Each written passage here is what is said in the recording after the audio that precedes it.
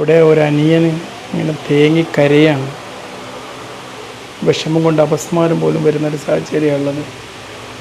നമുക്ക് വേണ്ടപ്പെട്ടവർ, നമ്മുടെ കൂടപ്പിറപ്പുകൾ യാത്രയാകുമ്പോൾ ഉണ്ടാകുന്ന ആ ഒരു വൈകാരിക മുഹൂർത്തം.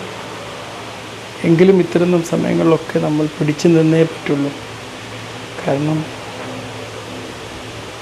നമുക്ക് പലരും നഷ്ടപ്പെടുന്ന ഒരു സാഹചര്യത്തിൽ നമ്മുടെ ഹൃദയത്തിൽ, നമ്മുടെ ശരീരത്തിൽ ഒരു സുനാമിയാണ് അരങ്ങേറുന്നത്. കോർട്ടിസോളിൻ്റെ അമിത പ്രസരണം. ആ ഒരു സമയത്ത് ഇതിന് സാക്ഷിയാവുന്ന വ്യക്തികളിൽ ഹൃദയാഘാതം ഉണ്ടാവാനുള്ള സാധ്യത എത്രയോ ഇരട്ടി വർദ്ധിച്ചു വരും. എനിക്കറിയാം, ആ കരയുന്ന സഹോദരൻ്റെ എൻ്റെ ഒരു സുഹൃത്തു കൂടിയാണ്, ജ്യേഷ്ഠൻ. നല്ല വിയർപ്പും നെഞ്ചരിച്ചിലുമായി കടന്നു വരുമ്പോൾ, ആ കടന്നു വരുന്ന നിമിഷം തന്നെ ഞാൻ ആംബുലൻസിന് കൈ കാട്ടി ECG ഫസ്റ്റ് എടുത്തപ്പോഴേ ഫസ്റ്റ് എയ്ഡ് മരുന്നുകൾ കൊടുക്കാൻ ഓർഡർ ചെയ്തു. എവിടെ പോയാലും രക്ഷപ്പെടില്ല എന്നുള്ള ഒരു തോന്നൽ മന്ത്രം മനസ്സിലുണ്ടായി.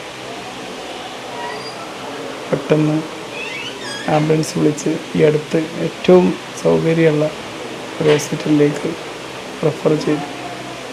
പക്ഷേ റെഫർ ചെയ്യാൻ ആംബുലൻസിലേക്ക് ആ ജീവൻ സ്പന്ദിച്ചില്ല. ആശുപത്രിൻ്റെ റോഡരികിൽ വെച്ച് തന്നെ CPR കൊടുത്ത് നോക്കി. ചില മിടിപ്പുകൾ തിരിച്ചു വന്നു, ജീവൻ തിരിച്ചു വരുന്ന പ്രതീക്ഷയോടെ CPRും കൊടുത്ത് വീണ്ടും കാഷ്വാലിറ്റിയിലേക്ക് കൊണ്ടുപോയി. ഓക്സിജൻ കൊടുത്തു. പിന്നെ ടോർച്ചടിച്ച് പ്യൂപ്പിൾ നോക്കിയപ്പം അത് ഡൈലേറ്റ് ആയിക്കൊണ്ടിരിക്കുക.